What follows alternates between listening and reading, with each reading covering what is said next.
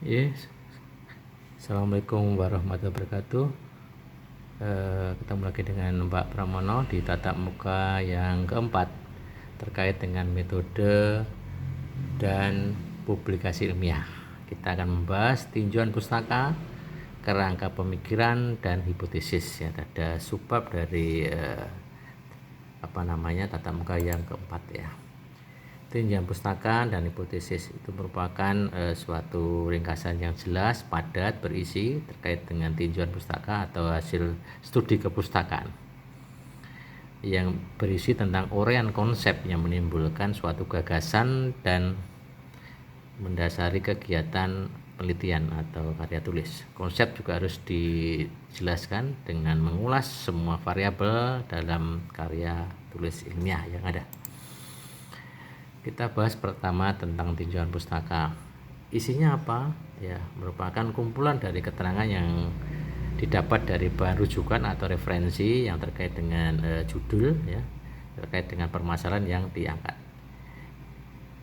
Kutipan yang diperoleh perlu diserasikan sehingga tidak menyimpang dari makna yang dimaksud. Ya, harus linear dengan tujuan, linear dengan permasalahan yang ada dan judul. Itu isi dari tinjauan pustaka.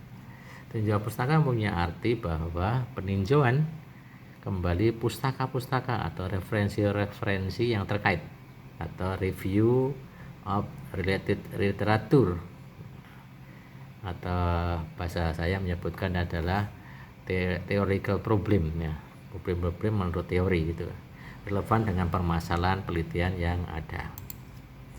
Itu kita bahas secara singkat terkait dengan tinjauan pustaka. Yang kedua, kita membahas kerangka pemikiran. Kerangka pemikiran merupakan suatu rangkaian penalaran dalam suatu kerangka pikir yang berdasarkan pada premis-premis untuk sampai pada simpulan-simpulan. Dalam penulisan, kalau perlu ditampilkan dalam bentuk bagan atau bagan alur atau bagan alur pikir ya, menurut zona internasional itu lebih dikenal dengan namanya model struktur penelitian. Bertahap, tahapannya apa-apa sehingga menjadi lebih jelas di situ. Ya, kerangka pemikiran merupakan miniatur dari keseluruhan mulai dari proses penelitian dan sampai nanti hasilnya kayak apa. Jadi isinya apa di situ, jadi mengapa penelitian dilakukan, lalu juga bagaimana proses penelitian dilakukan, apa yang akan diperoleh dalam penelitian itu gitu kan, dan untuk apa penelitian itu diperoleh begitu. Itu kerangka penelitian. Objek dari metode penulisan tentunya adalah pendekatan, metode, dan teknis yang digunakan. Objek penelitian merupakan mengemukakan atau menampilkan dengan tepat dan jelas tentang objek penulisan dari karya tulis atau karya ilmiah. Itu menjadi suatu tindakan untuk menunjukkan tempat dan waktu penulisan secara argumentatif. Ini saya kerja contoh bagaimana kerangka pikir ya dari beberapa permasalahan yang ada ya, mulai dari inputnya, prosesnya, dan outputnya kayak apa.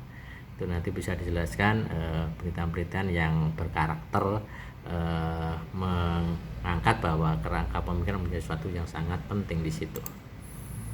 Yang ketiga, kita akan membicarakan tentang hipotesis. Kalau pertanian banyak menyebutkan hipotesis adalah jawaban sementara melalui teori, jadi perlu dipraktekkan begitu, atau jawaban sementara.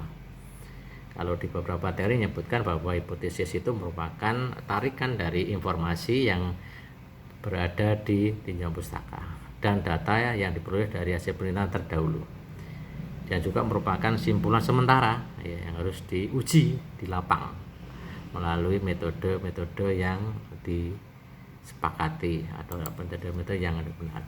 Ada 3 hipotesis. Yang pertama hipotesis deskriptif itu menggambarkan, nanti kata-katanya menggambarkan, mengilustrasikan.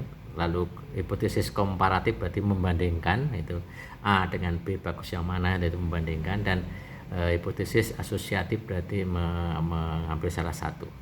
Itu model beberapa hipotesis yang ada, deskriptif, komparatif, dan asosiatif. Nah, ini contoh bagaimana komposisi pupuk NPK dengan perbandingan 15-30-15 dan dosis pupuk NPK 200 kg/ha mendapatkan atau memberikan pertumbuhan dan hasil tanaman kedelai yang terbaik. Hipotesis yang dapat menunjukkan adalah masalah penelitian, tentunya variabel penelitian, metode dan juga sampai analisis data dan kesimpulan. Nah, ini sekedar informasi terkait dengan hipotesis, lalu kerangka pemikiran, ya, dan juga tinjauan pustaka.